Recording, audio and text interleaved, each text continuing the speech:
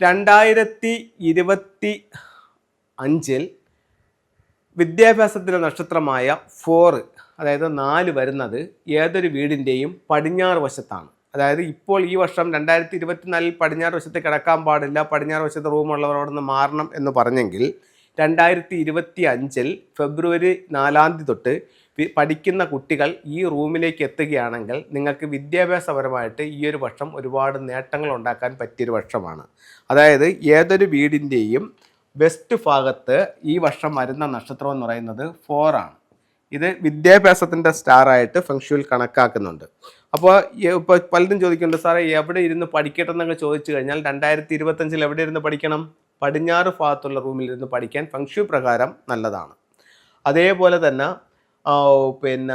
ചിലർ ചോദിക്കുന്നുണ്ട് ഏത് ദിക്കിലോട്ട് നോക്കിയിരുന്ന് പഠിക്കണമെന്ന്. അപ്പോൾ അത് കോമൺ ആയിട്ട് പറയണമെന്നുണ്ടെങ്കിൽ കിഴക്കോട്ടോ വടക്കോട്ടോ നോക്കിയിരുന്ന് പഠിച്ചാൽ ബുദ്ധി തെളിയും എന്നുള്ളതാണ്. പക്ഷേ ഫെങ്ഷുവിൽ അങ്ങനെയല്ല പറയുന്നത്. ഫെങ്ഷുവിൽ പറയുന്നതെന്ന് പറഞ്ഞു കഴിഞ്ഞാൽ നിങ്ങളുടെ ഡേറ്റ് ഓഫ് ബർത്ത് അനുസരിച്ചിട്ട് നിങ്ങളുടെ കുവാ നമ്പർ കണ്ടുപിടിക്കുക. നിങ്ങളുടെ കുവാ നമ്പർ അനുസരിച്ചിട്ട് നിങ്ങൾക്ക് 4 ദിക്കുകൾ ഭാഗ്യവും 4 ദിക്കുകൾ ദോഷവുമാണ്. അപ്പോൾ നിങ്ങളുടെ ഭാഗ്യ ദിക്കിലേക്ക്, ഇതിൽ നിങ്ങളുടെ ഭാഗ്യ ദിക്ക് ഏതാണെന്ന്, വിദ്യാഭ്യാസത്തിൻ്റെ ദിക്ക് ഏതാണെന്ന് മനസ്സിലാക്കിയിട്ട് ആ ദിക്കിലേക്ക് നോക്കിയിരുന്ന് പഠിച്ചാൽ നിങ്ങൾക്ക് പെട്ടെന്ന് കൂടുതൽ കാര്യങ്ങൾ ഗ്രഹിക്കാനും എക്സാമിന് അത് എഴുതാനും സാധിക്കുമെന്നാണ് പറയുന്നത്. അപ്പോൾ നിങ്ങൾക്ക് എന്ത് ചെയ്യാം? പടിഞ്ഞാറ് വശത്തുള്ള റൂമിൽ കിടക്കാം, പടിഞ്ഞാറ് വശത്തുള്ള റൂമിലിരുന്ന് പഠിക്കാം. അപ്പോൾ ഈ 2025 വിദ്യാഭ്യാസത്തിൻ്റെ സ്റ്റാർ വന്നിരിക്കുന്നത് പടിഞ്ഞാറാണ്. ഇനി വിദ്യാഭ്യാസപരമായിട്ട് നേട്ടം ഉണ്ടാക്കാനായിട്ട് ഫെങ്ഷുവിൽ എന്തൊക്കെ ടൂളുകൾ നിങ്ങൾക്ക് ഉപയോഗിക്കാം എന്നുള്ളതാണ് അടുത്തത് ഷെയർ ചെയ്യുന്നത്.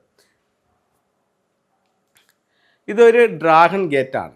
ഒരു ഗേറ്റ് ഇവിടെ കാണാം. 2 കാർപ്പ് ഫിഷുകൾ ഇതിനെ ക്രോസ് ചെയ്യുന്നതായിട്ടാണ്. ഇത് എങ്ങനെ ഉപയോഗിക്കണമെന്ന് വെച്ച് കഴിഞ്ഞാൽ, ഇപ്പോൾ ഈ പടിഞ്ഞാറ് വശത്തെ റൂമാണ് നിങ്ങൾ ഉപയോഗിക്കുന്നതെങ്കിൽ അതിൻ്റെ ഡോറിൻ്റെ മുകളിൽ വെളിയിൽ ഒരു ചെറിയ സ്റ്റാൻഡ് അടിച്ചിട്ട് അതിൻ്റെ മണ്ടയിൽ ഇങ്ങനെ വയ്ക്കുക.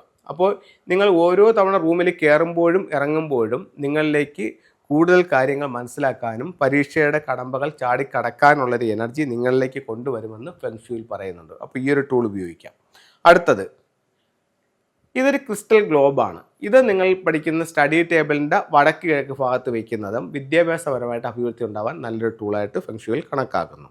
എഡ്യൂക്കേഷൻ ടവർ അഥവാ പഗോഡ ടവറാണ്. അപ്പോൾ ഈ പഗോഡ ടവർ നിങ്ങൾ സൂക്ഷിക്കുന്നത്, വടക്ക് കിഴക്ക് ഭാഗത്ത് സൂക്ഷിക്കുന്നത് വിദ്യാഭ്യാസപരമായിട്ട് അഭിവൃദ്ധി ഉണ്ടാവാനായിട്ട് നല്ലൊരു ടൂളായി ഫെങ്ഷുവിൽ കണക്കാക്കുന്നു. ഇത് ഒരു ക്രിസ്റ്റലിൻ്റെ ബ്രേസ്ലെറ്റ് ആണ്. ഇത് ധരിക്കുന്നതും ഇതുപോലെ ഈ ചെയിൻ ധരിക്കുന്നതുമൊക്കെ നിങ്ങൾക്ക് പഠിക്കാനും പഠിച്ച കാര്യങ്ങൾ കൃത്യമായി എക്സാമിനെടുത്ത് എഴുതാനും നിങ്ങളെ സാധിക്കുന്നതാണ്. ഇതെല്ലാം നാച്ചുറൽ ആയിട്ടുള്ള സ്റ്റോൺസ് ആണ്.